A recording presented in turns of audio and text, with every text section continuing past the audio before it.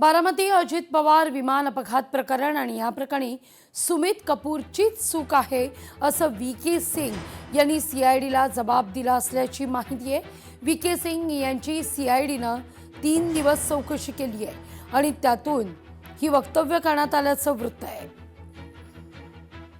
डीजीसीएनं ती कारवाई करणं अभिप्रेत आहे। सुरक्षेचा खेळ अजितदादांच्या माध्यमातून त्या ठिकाणी झालेला आहे हे आपण बघितलेलं आहे की या सगळ्या गोष्टीत काहीतरी त्रुटी असल्याशिवाय हा अपघात त्या ठिकाणी म्हणू किंवा जे काही घडलेलं आहे ते झालेलं आहे आणि म्हणून आता सरकार कारवाई का करत नाही हा प्रश्न लोकांच्या समोर निश्चितपणे आहे। त्यांनी काय स्टेटमेंट दिलं मला माहीत नाही, परंतु आमच्या 2-3 प्रश्नाच्या संदर्भामध्ये जी चर्चा बाहेर ऐकलेली आहे, एक तर जो पायलट होता त्याने 2-3 दिवसापूर्वी 50 कोटीचा विमा उतरवला अशा प्रकारची चर्चा आहे। त्याचबरोबर 2 पायलट त्या दिवशी का गैरहजर राहिले, अद्यापही त्यांच्या त्या 2 पायलटांची स्टेटमेंट ही मीडियासमोर किंवा कुठल्याही समोर आलेली नाही। चौकशीमध्ये त्यांना बोलवलंय का नाही या संदर्भामध्ये खुलासा करणं गरजेचं आहे।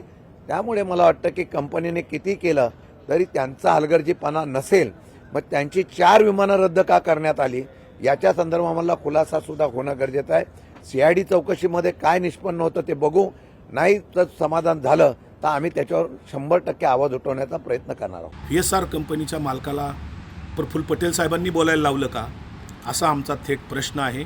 कारण व्ही.एस.आर. कंपनीचे मालक आजपर्यंत कधी बोलले नाहीत, कधी प्रेस मीटिंग घेतली नाही, परंतु असा जबाब अचानकपणे ते देत आहेत याचा अर्थ व्ही.के. सिंगला प्रफुल्ल पटेल हे मार्गदर्शन करतायत का की अन्य कोणी केंद्रातलं विमान वाहतूक मंत्री नायडू मार्गदर्शन करतायत का असा आमचा थेट सवाल आहे। व्ही.के. सिंग आणि व्ही.एस.आर. कंपनी आणि डीजीसीए एरो कंपनी हे तिन्ही आरोपी आहेत। क्रिमिनल पातळीवरून क्रिमिनलच्या दिशेने तपास होणं आवश्यक आहे। तांत्रिकदृष्ट्या तपास करून हे प्रकरण दडपण्याचा शासनाने आणि तपास पथकाने प्रयत्न करू नये। लोकशाही मराठी ऐका, पहा, जागरूक रहा।